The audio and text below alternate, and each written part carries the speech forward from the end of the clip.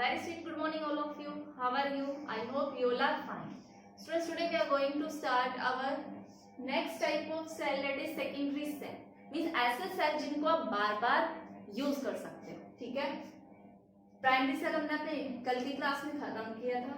ठीक है. तो देखो इसमें सबसे पहला सेल हम डिस्कस कर रहे हैं लेड स्टोरेज सेल. ठीक है. लेड स्टोरेज सेल नाम ही सजेस्ट कर रहा है लेड यूज होगा भाई.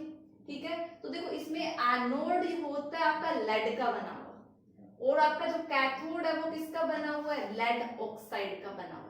और ये जो सेल ये है आपके इलेक्ट्रोड्स, ये आप डिप करते हो 30% सल्फ्यूरिक एसिड में. ठीक है. अब देखो भाई, अब आपको रिएक्शन कैसे देखनी है, पहले एक चीज समझो, इस सेल रिप्रेजेंटेशन.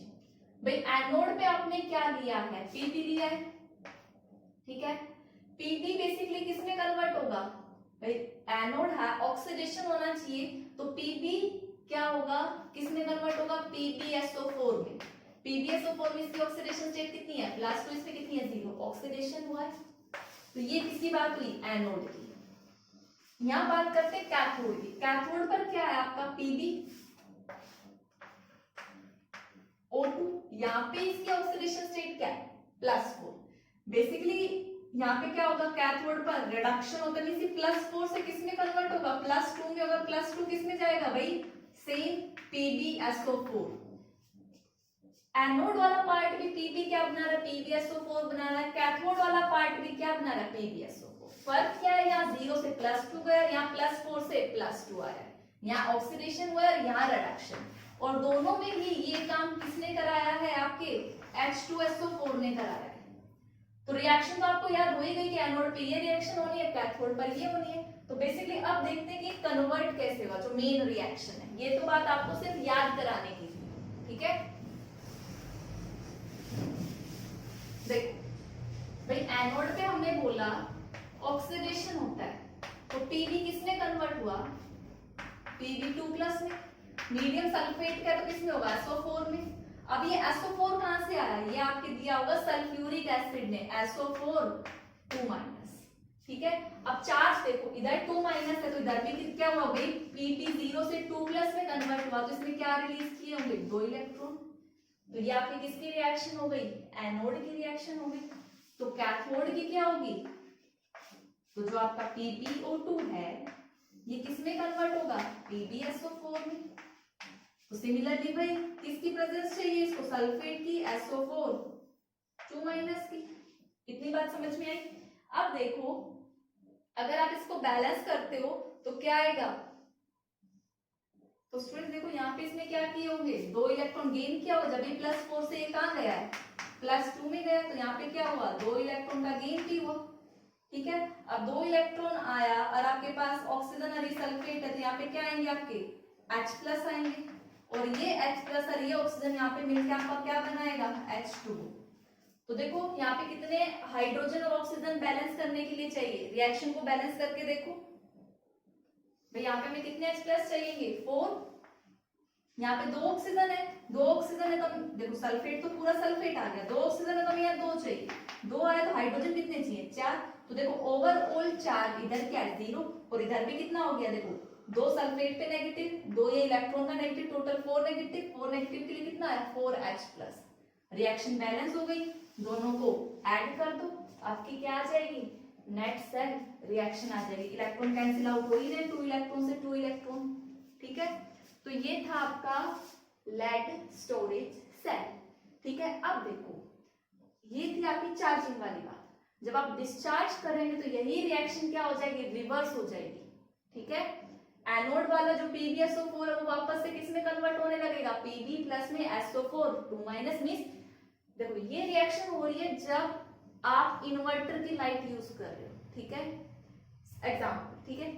अब जब लाइट आ जाती है तो आपकी बैटरी क्या होती है, चार्ज होती है, तो रिएक्शन क्या होगी, रिवर्स होगी. मींस जो प्रोडक्ट है वो किस में कन्वर्ट होंगे, जैसे रिएक्टेंट में. तो जब आपसे रिवर्स पूछा जाए, आपका होमवर्क है, रिवर्स करके रिएक्शन को लिखोगे तो वो कौन से आ जाएगी, चार्जिंग वाली.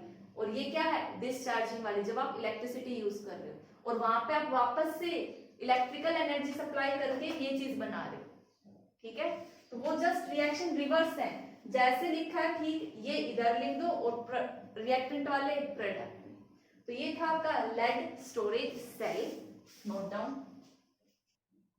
नेक्स्ट है निकल कैडमियम स्टोरेज सेल, जिसको हम निकैड भी बोलते हैं। निकैड निकल और कैड CAD से कैडमियम लिखा गया है, ठीक है। इसमें जो कैडमियम है वो किसकी तरह काम करता है, एनोड की तरह, और जो निकल और किस फॉर्म में, निकल ऑक्साइड में होता है, वो किसकी तरह काम करता है, कैथोड की तरह, ठीक है। तो इसमें क्या होगा, ऑक्सीडेशन होगा, इसका क्या होगा, रिडक्शन होगा।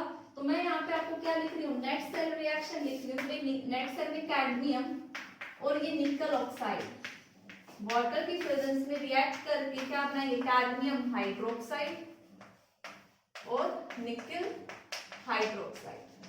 तो देखो कैडमियम 0 है, यहाँ पे कितना है +2, क्या हुआ है ऑक्सीडेशन। यहाँ ये कितना है +4, यहाँ ये क्या है +2, यहाँ क्या हुआ है रिडक्शन। तो ये ओवरऑल आपकी रिएक्शन थी। इसकी अगर मैं लाइफ टाइम देखूं तो लेड स्टोरेज के बैटरी के कंपैरिजन में इसकी क्या है, ज्यादा है, ठीक है। उस तो ये हमारा आप लिख सकते हैं यहाँ पे longer life as compare to nickel storage, sorry lead storage cell. तो स्टूडेंट यहाँ पर हमारा खत्म होता है बैटरीज। अब हम डिस्कस करते हैं फ्यूल सेल क्या होता है। आप पहले इसको कॉपी करो। स्टूडेंट देखो फ्यूल सेल क्या होता है, फ्यूल सेल एक डिवाइस है, ठीक है, जो क्या करती है, देखो कंबशन रिएक्शन आपने पढ़ी होगी। कंबशन रिएक्शन बेसिकली क्या होती है, heating of the substance in presence of oxygen.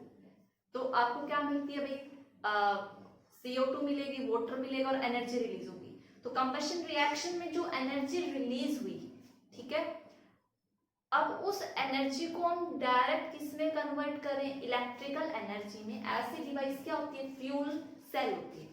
और जनरली आपके सिलेबस में जो फ्यूल सेल है वो क्या है, हाइड्रोजन ऑक्सीजन सेल है, H2O2 सेल है, H2O2 सेल। तो H2O2 मींस देखो आप हाइड्रोजन को बर्न कर रहे हो किसकी प्रेजेंस में, ऑक्सीजन की प्रेजेंस में। तो भाई यहाँ पे हाइड्रोजन है तो CO2 तो प्रोड्यूस होगी नहीं, तो डायरेक्ट क्या प्रोड्यूस होगा आपका वाटर, और यहाँ पे क्या रिलीज होगी, एनर्जी। इस एनर्जी को ये डायरेक्ट किसमें कन्वर्ट करता है, इलेक्ट्रिकल एनर्जी में कन्वर्ट करता है, ठीक है। तो देखो इसमें क्या होता है, आपका एक कंटेनर है, एक इनलेट इधर से है और एक इनलेट इधर से है।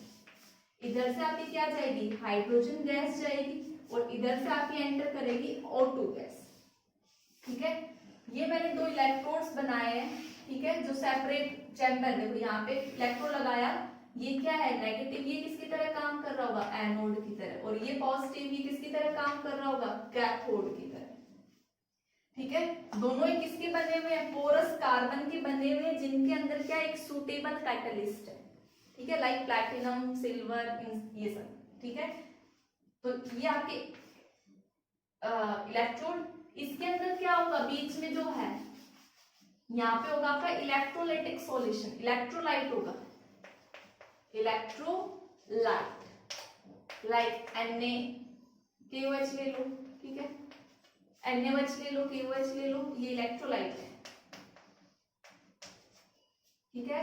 ये दोनों आएंगे, इन पर रिएक्शन होगी। तो देखो रिएक्शन से क्या बनेगा वो देखो भाई, एनोड है, एनोड पर क्या होना है, ऑक्सीडेशन। एनोड पर कौन जा रहा है, हाइड्रोजन गैस जा रही है, इतनी बात समझ में आई। अब हाइड्रोजन गैस का क्या कराना है आपको, ऑक्सीडेशन कराना है। मींस H2 है, H2 या कौन से ऑक्सीडेशन स्टेट में, 0 में, ये H2 किस में कन्वर्ट होगा, H2O में कन्वर्ट होगा। यहाँ पे इसकी ऑक्सीडेशन स्टेट कितनी है, +1, 0 से कहाँ गया +1, तो क्या हुआ है ऑक्सीडेशन। अब क्वेश्चन आएगा कि ये ऑक्सीजन कहां से आया, जब इधर H2 था, तो ये ऑक्सीजन कौन प्रोवाइड कर रहा है, इलेक्ट्रोलाइट। ये जो इलेक्ट्रोलाइट का क्या है, OH नेगेटिव है, ये आएगा, ठीक है, और ये क्या करेगा, रिएक्शन करेगा। बेसिकली आप हाइड्रोजन बैलेंस करोगे तो यहाँ पे कितना आएगा 2, तो यहाँ पर आपको क्या लगाना पड़ेगा 2, ठीक है। तो ये हमारी क्या हो गई, ओवरऑल रिएक्शन हो गई। अब यहाँ पे जब ये इसमें कन्वर्ट हो रहा है, टोटल 2 नेगेटिव चार्जेस है, तो यहाँ पे क्या, इधर पे क्या होगा, 2 इलेक्ट्रॉन का लॉस होगा, ठीक है। तो ये थोड़ी रिएक्शन हो गई, मैं एक साथ लिखती हूँ, आगे पीछे हो गया है, ठीक है। देखो भाई H2 थी, किसमें कन्वर्ट हुई, H2O में, यहाँ पे हाइड्रोजन की 0 ऑक्सीडेशन स्टेट, यहाँ +1 ऑक्सीडेशन स्टेट, ऑक्सीडेशन हुआ है। ये ऑक्सीजन कहाँ से आया? ये आया जो आपने इलेक्ट्रोलाइट OH नेगेटिव यूज किया है, इलेक्ट्रोलाइट से OH नेगेटिव आया, ठीक है। अब बैलेंस करो, यहाँ पे हाइड्रोजन 2 है, यहाँ पे कितने हैं? 3 है, तो इसको 2 बनाओगे तो टोटल 4 हो गए। इसको 4 बनाने के लिए क्या लगाना पड़ेगा? 2, तो टोटल यहाँ पे 2 नेगेटिव चार्ज है, इसने क्या लॉस किया होगा? 2 इलेक्ट्रॉन, क्योंकि देखो एक हाइड्रोजन एक पॉजिटिव है, एक इलेक्ट्रॉन का लॉस, 2 हाइड्रोजन है तो 2 इलेक्ट्रॉन का लॉस। तो ये आपकी क्या होगी? एनोड की रिएक्शन। कैथोड पर देखो आपका क्या है? ऑक्सीजन है, O2 है, तो बेसिकली O2 में 0 है, ये क्या बना रहा होगा? H2। H2 में ऑक्सीजन क्या है? -2 के चार्ज पे। ये कब हुआ होगा? जब इसने 2 इलेक्ट्रॉन का गेन किया होगा, ठीक है, तभी किस में कन्वर्ट हुआ? O2 नेगेटिव में कन्वर्ट हुआ, ठीक है। अब ये किसकी प्रेजेंस में हुआ? मैं इसको अगर हाफ लूं, हाफ क्यों लिया? देखो क्योंकि जो ओवरऑल सेल लिखी मैंने ऑक्सीजन को हाफ लिया, एक लोगे तो ये एक H2 हो गया, ठीक है। इतनी बात समझ में आई। अब टोटल नेगेटिव चार्ज इधर कितना है? 2 नेगेटिव है, ये भी किसकी प्रेजेंस में होगा? आपका OH की प्रेजेंस में, OH नेगेटिव, ठीक है, सॉरी H2O की प्रेजेंस में। ये आपको क्या देगा? इधर OH नेगेटिव, क्योंकि देखो हमें आलतू फालतू चीजें कैंसिल आउट करनी है। जब OH नेगेटिव इधर लिखा है तो दूसरी साइड में लिखोगे तो ए आपके कितने वोटर मॉलिक्यूल? 2, तो इधर भी आपका कितना जाएगा? 2H2। ये रिएक्शन बैलेंस करके लिखिए, ठीक है। 2 इलेक्ट्रॉन इधर है तो इधर कितने चार्ज है? 2 नेगेटिव, वो भी बैलेंस। अब देखो नेट सेल रिएक्शन लिखोगे तो 2OH नेगेटिव से 2OH negative cancel out, 2 electron से 2 इलेक्ट्रॉन कैंसिल आउट, ठीक है। और बेसिकली 2H2O से 2H2O कैंसिल आउट, ठीक है। तो बचा क्या? H2, जो मैंने वहां लिखा H2 प्लस में half O2 gives rise to 1 molecule of H2। यही रिएक्शन बनी है नेट सेल। इतनी बात समझ में आई? तो जो ये इलेक्ट्रोलाइट यूज किया, यहाँ से आप क्या रिमूव कर लेंगे? H2, और जो एनर्जी प्रोड्यूस हुई उससे क्या प्रोड्यूस करेंगे? Electrical energy. तो ये था हमारा फ्यूल सेल। अब देखो ये फ्यूल सेल जब स्पेस वगैरह में जाते हैं तब ये यूज किया जाता है, ठीक है। वहां पे इलेक्ट्रिकल एनर्जी चाहिए तो हम प्रोड्यूस करेंगे। तो देखो एक तो इलेक्ट्रिकल एनर्जी मिल गई हमें, और साथ साथ क्या मिल गया? वाटर पीने के लिए, ड्रिंकिंग पर्पस के लिए, ठीक है।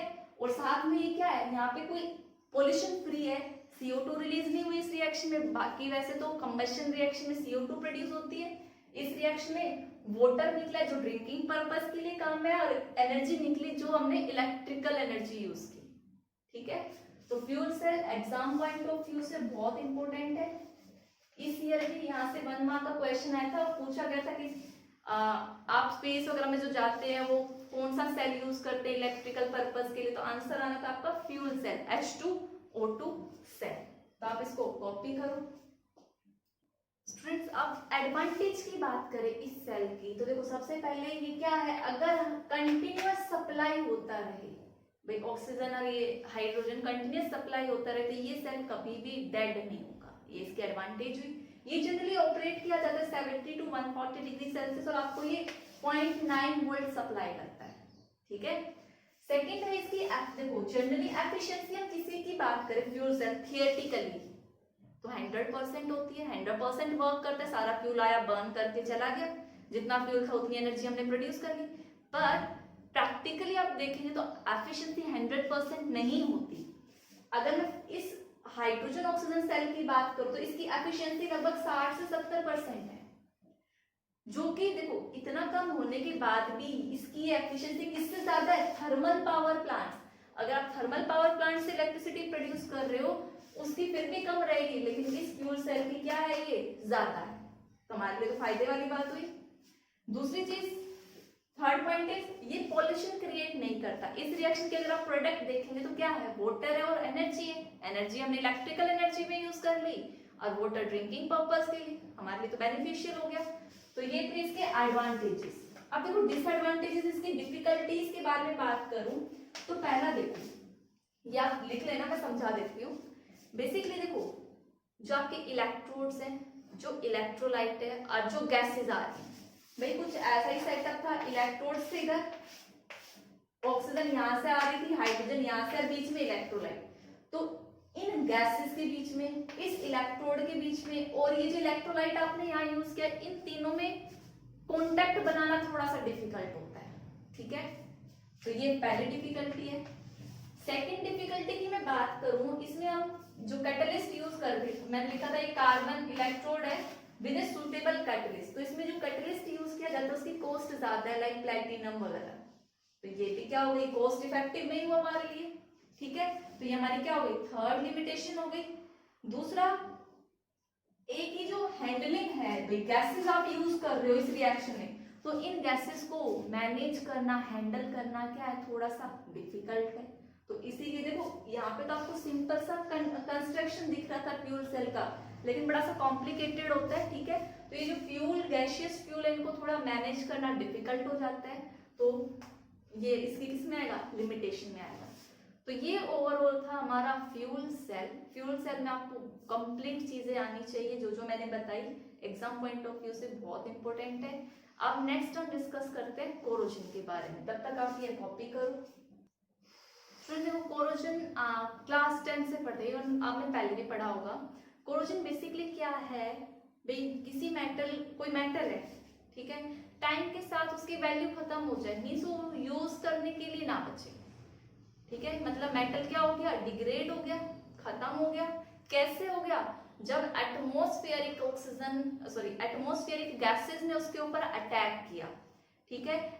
जैसे ही कोई भी ये आपका मेटल सरफेस है, इसके ऊपर लाइक एटमॉस्फेरिक गैसेस आपकी CO2, O2, ठीक है सर, SO2, ये सारे गैसेस अटैक करे और धीरे धीरे मेटल डिग्रेड कर जाए, खत्म हो जाए, ठीक है।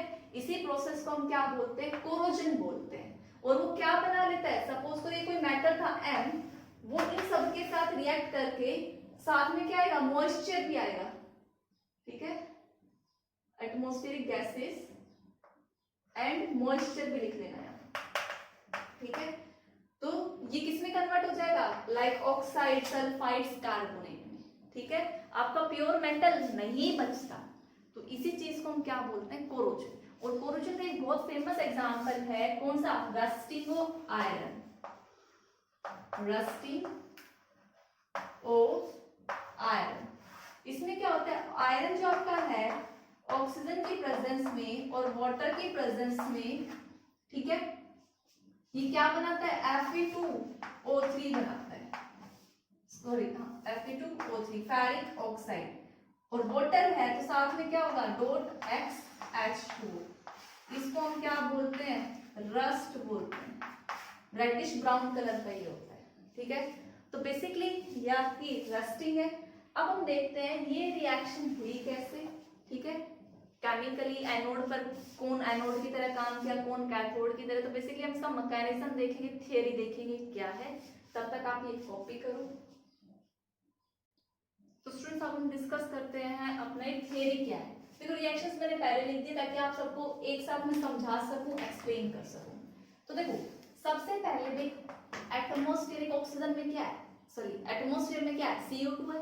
वो H2 के साथ रिएक्ट करके क्या बनाएगी, कार्बोनिक एसिड बनाएगी, H2CO3। और आपको पता है ये एसिड है तो इक्विलिब्रियम होगा, वीक एसिड है, इक्विलिब्रियम में H+ और कार्बोनेट आयन आपको मिलेंगे, ठीक है। तो ये रिएक्शन हुई। अब देखो सेकंड स्टेप में क्या होता है, आयरन जो है आपका जो ऑब्जेक्ट है वो किसके कांटेक्ट में आता है, डिसॉल्व्ड ऑक्सीजन। और किसने क्या रिलीज कर दिया, मीडियम कैसा बना दिया, एसिडिक बना दिया, H+। तो जो ये Fe2+ है इसके साथ कांटेक्ट में आके किसमें चला जाता है, ये ऑक्सीडेशन में। और देखो आयरन का ऑक्सीडेशन होगा तो मतलब Fe2+ होगा, ये क्या करेगा, 2 इलेक्ट्रॉन का लॉस करेगा। यहाँ पे ऑक्सीडेशन हुआ है, मींस ये रिएक्शन किसकी तरह काम कर रही है, एनोड की तरह काम कर रही है, ठीक है। सेकंड चीज, वहीं पर जो H+ था, ठीक है, वो इसने जो इलेक्ट्रॉन गेन किए ऑक्सीजन की प्रेजेंस में, ये इलेक्ट्रॉन गेन करेगा और किसमें कन्वर्ट हो जाएगा, H2O में। तो बेसिकली यहाँ पर क्या हुआ है भाई, गेन ऑफ ऑक्सीजन क्या होता है, सॉरी ये ऑक्सीजन H+ के साथ रिएक्ट करके क्या बनाएगी, H2O। यहाँ पे क्या हो रहा है, गेन ऑफ इलेक्ट्रॉन हो रहा है, तो किसमें गया है, ये रिडक्शन में गया है। रिडक्शन में गया तो कौन सी रिएक्शन है, कैथोड की रिएक्शन है, दोनों रिएक्शन को ऐड कर दो तो आपकी नेट सेल रिएक्शन क्या आएगी? देखो इलेक्ट्रॉन सेम होने चाहिए, तो ऊपर वाली रिएक्शन को किससे मल्टीप्लाई करोगे? 2 से मल्टीप्लाई करोगे, तब भी आपके 4 इलेक्ट्रॉन से 4 इलेक्ट्रॉन कैंसिल आउट होंगे। ठीक है, तो क्या बचा? 2Fe, 2 से मल्टीप्लाई किया, ये O2 4H प्लस, ये यहाँ पे क्या आएगा? 2Fe और 2H2। इतनी बात समझ में आई? यहाँ पे आपको क्या मिल गया? Basically Fe2 positive. अब ये Fe2 पॉजिटिव ऑक्सीजन और मॉइस्चर के साथ रिएक्ट करके क्या बनाएगा? Fe2O3 बनाएगा और H प्लस रिलीज करेगा। अब ये Fe2O3 H प्लस उधर क्यों लिखा? 8H प्लस, क्योंकि इधर देखो एक आयरन पे 2 पॉजिटिव चार्ज है, तो 4 पे कितना होगा? 8, तो 8H प्लस। तो Fe2O3 अब वाटर के साथ रिएक्ट करके क्या बनाएगा? Fe2O3 dot XH2। तो दिखने में रिएक्शन कॉम्प्लिकेटेड है बट सिंपल सी है। ठीक है, सबसे पहले एसिडिक मीडियम CO2 ने प्रोड्यूस किया, आयरन ऑक्सीजन डिसॉल्व ऑक्सीजन के साथ और इस H+ के कांटेक्ट में आने पे ऑक्सीडेशन रिएक्शन में जाएगा। दूसरा H+ में ऑक्सीजन और इनका क्या होगा? रिडक्शन होगा। ओवरऑल रिएक्शन लिखी, ये दोबारा रिएक्ट करेगा मॉइस्चर और ऑक्सीजन के साथ Fe2O3 और फिर ये वाटर के साथ रिएक्ट करेगा Fe2O3 डॉट XH2, जो कि क्या है आपका? Rust, hydrated ferric oxide. तो ये था ओवरऑल मैकेनिज्म। अब हम इसके प्रिवेंशन वगैरह के मेथड्स देखते हैं कुछ, तब तक आप ये कॉपी करो। स्टूडेंट, प्रिवेंशन से पहले हम ये देखते हैं कि कोरोजन को प्रमोट कौन कर रहा है, कौन से फैक्टर प्रमोट कर रहे हैं कि कोरोजन हो, कि मेटल डिग्रेड करे। तो देखो पहला क्या है? रिएक्टिविटी ऑफ मेटल, मींस जितना ज्यादा मेटल रिएक्टिव होगा उसका कोरोजन भी क्या होगा? उतना ही इजी होगा। भाई वो लॉस ऑफ इलेक्ट्रॉन क्या करेगा? उतना इजी करेगा। तो आप बोल सकते हो more reactive metal undergoes corrosion, जो लेस रिएक्टिव होगा वो कोरोजन में नहीं जाएगा। नेक्स्ट है प्रेजेंस ऑफ इंप्योरिटी। अगर मेटल के साथ कोई इंप्योरिटी है तो प्रमोट करती है कोरोजन की। अगर आपके पास प्योर मेटल होगा तो कोरोजन नहीं होगा। नेक्स्ट है एयर और मॉइस्चर का, तो हम देख ही चुके हैं। Presence of electrolyte. इलेक्ट्रोलाइट क्या करता है? प्रमोट करता है कोरोजन को। फॉर एग्जांपल अगर आप आयरन का कोरोजन देख रहे हो, एक वाटर के अंदर देखो और एक सलाइन वाटर में, मींस जिसमें NaOH प्रेजेंट हो जो भी, ठीक है, सलाइन वाटर में, तो वहां पे वो किसकी तरह काम कर रहा है? इलेक्ट्रोलाइट की तरह। तो उसमें कोरोजन क्या होगा? फास्ट होगा as compare to pure water में।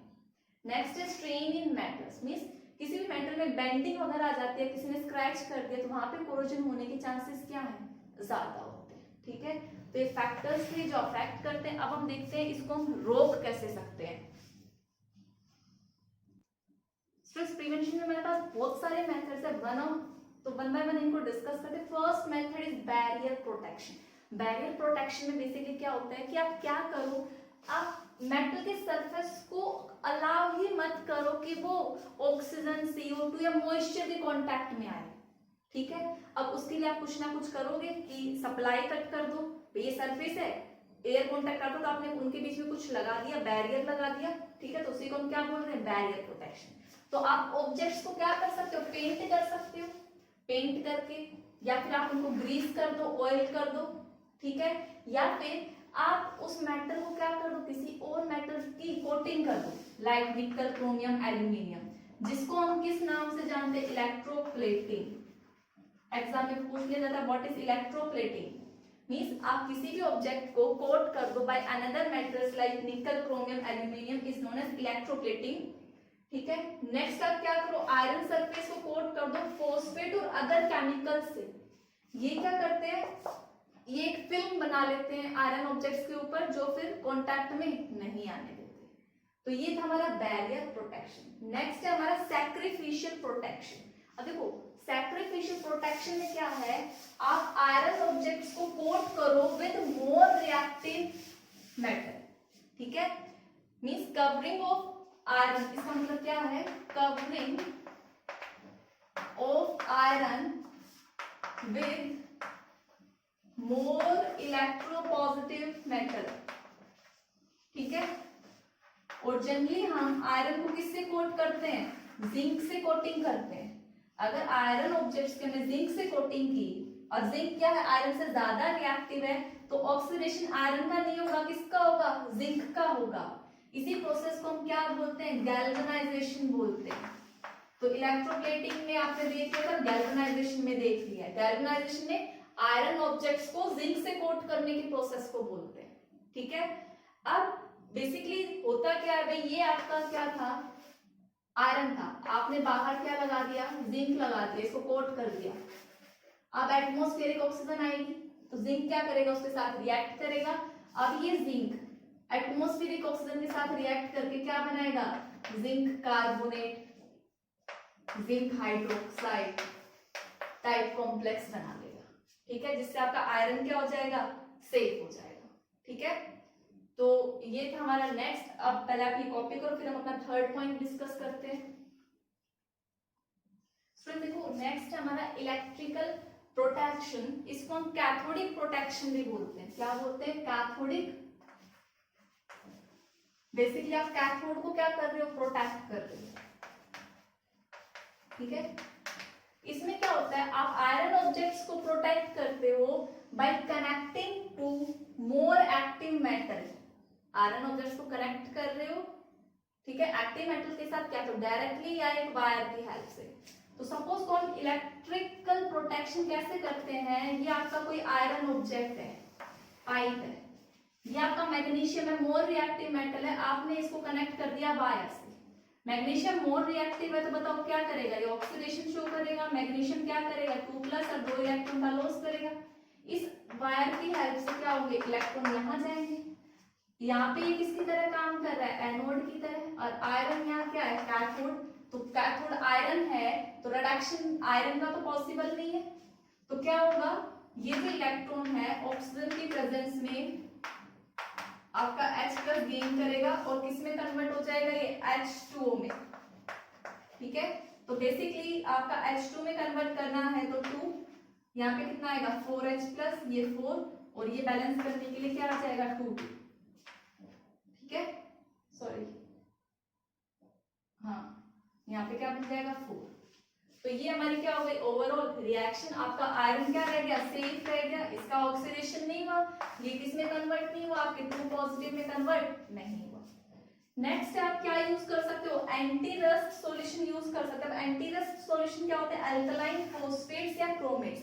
अल्कलाइन सॉल्यूशन ऑफ फॉस्फेट या क्रोमेट्स क्या है, आपके एंटी रस्ट है। और बेसिकली ये कहाँ यूज किए जाते हैं, कार रेडिएटर्स। कार में जो रेडिएटर्स हैं बेसिकली वहां पे आपका आयरन ऑब्जेक्ट को रस्ट ना लगे, उस पर्पस के लिए काम में लिया जाता है। ठीक है, तो ये हमारे पास मेथड से टू प्रोटेक्ट कोरोजन कैसे रोक सकते हैं। तो स्टूडेंट्स यहाँ पे हमारा इलेक्ट्रोकेमिस्ट्री पार्ट ओवर होता है। आपको सारे क्वेश्चंस प्रैक्टिस करने जो भी मैंने कराए, असाइनमेंट जो मिले हैं, एनसीईआरटी का एक भी क्वेश्चन आपको नहीं छोड़ना है। एग्जाम पॉइंट ऑफ व्यू से एनसीईआरटी इज मोस्ट इंपोर्टेंट। ठीक है, so that's all for today's lecture. Thank you and have a nice day.